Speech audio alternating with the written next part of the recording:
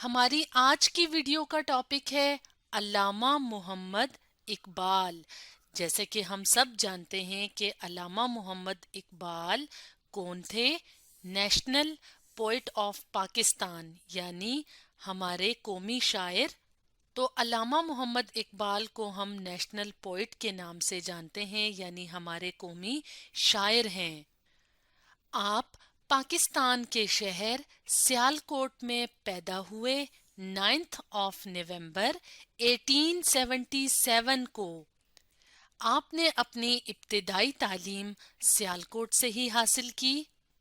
उसके बाद आप लाहौर चले गए जहां पे आपने गवर्नमेंट कॉलेज लाहौर से बीए की डिग्री हासिल की।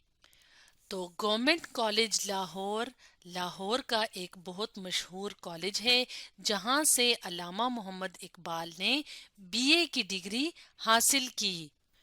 उसके बाद आप मजीद आला तालीम हासिल करने के लिए जर्मनी चले गए 1907 में 1907 में। और 1908 में आपने अपनी हायर स्टडीज यानी आला तालीम भी जर्मनी से मुकम्मल कर ली थी। तो आला तालीम हासिल करने के बाद आप दोबारा इंडिया वापस आए क्योंकि उस टाइम पे पाकिस्तान आज़ाद नहीं हुआ था। और अब हमारे मुल्क के जो इलाके पाकिस्तान में शामिल हैं जिन्हें हम पाकिस्तान कहते हैं या पाकिस्तान के शहर कहते हैं, उस वक्त वो इंडिया का हिस्सा थे। तो आप इंडिया वापस आए और जहां पे आपने मुख्तलिफ तरह के फराइज सरंजाम दिए। तो आपने प्रोफेसर के तौर पे भी काम किया जहां पे आपने फिलॉसफी यानी फलसफा का मजमून पढ़ाया। प्रोफेसर किसे कहते हैं? प्रोफेसर एक उस्ताद को कहते हैं, वो उस्ताद जो कि उन स्टूडेंट्स को पढ़ाता है जो कि आला तालीम हासिल करते हैं, यानी जो बड़ी उम्र के बच्चे होते हैं जो आला तालीम हासिल करने के लिए यूनिवर्सिटियों में जाते हैं। तो उनके लिए जो टीचर्स होते हैं उनको प्रोफेसर कहा जाता है। तो आपने प्रोफेसर के तौर पे भी काम किया। इसके अलावा आपने पॉलिटिक्स यानी सियासत में भी हिस्सा लिया। और सियासत में हिस्सा लेने के बाद आपकी हमेशा से ये कोशिश रही कि इंडिया में मुसलमान आज़ादी से अपनी ज़िंदगी गुजार सकें, अपने मज़हब के मुताबिक आज़ादी से रह सकें।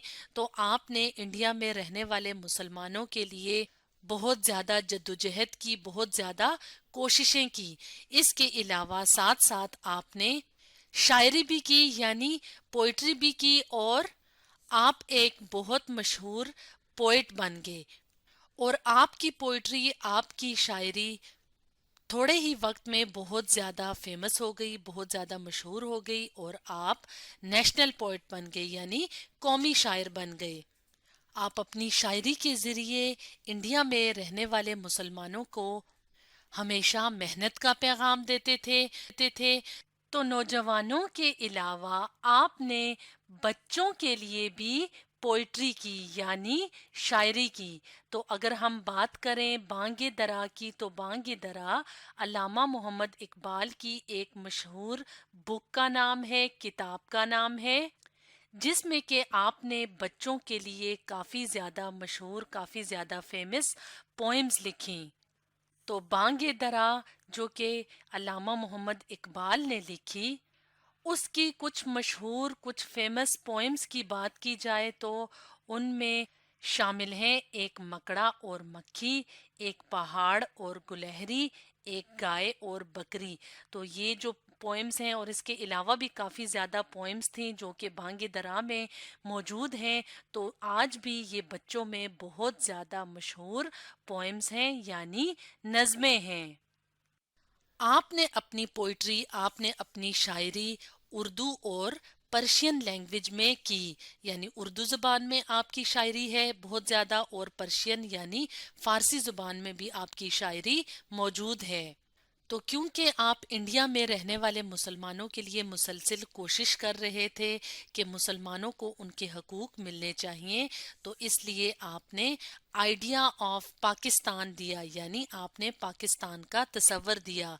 तो पाकिस्तान का तसव्वुर क्या था कि इंडिया में जो इलाके मुस्लिम अक्सरियत वाले हैं यानी उन जगहों पे جہاں پہ مسلمان بہت زیادہ آباد ہیں ان علاقوں کو ملا کے ایک الگ وطن بنایا جائے جس میں مسلمان آزادی سے رہ سکیں، اور اس وطن کا نام کیا تھا؟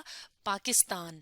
تو آپ نے آئیڈیا آف پاکستان دیا، اور اس نظریے، اس آئیڈیا کے بعد ہی پاکستان 14 اگست 1947 کو وجود میں آیا، یعنی 14 اگست 1947 کو پاکستان بنا۔ تو علامہ محمد اقبال جو کہ ہمارے قومی شاعر ہیں، نیشنل پوئٹ ہیں، آپ نے ہی آئیڈیا آف پاکستان دیا۔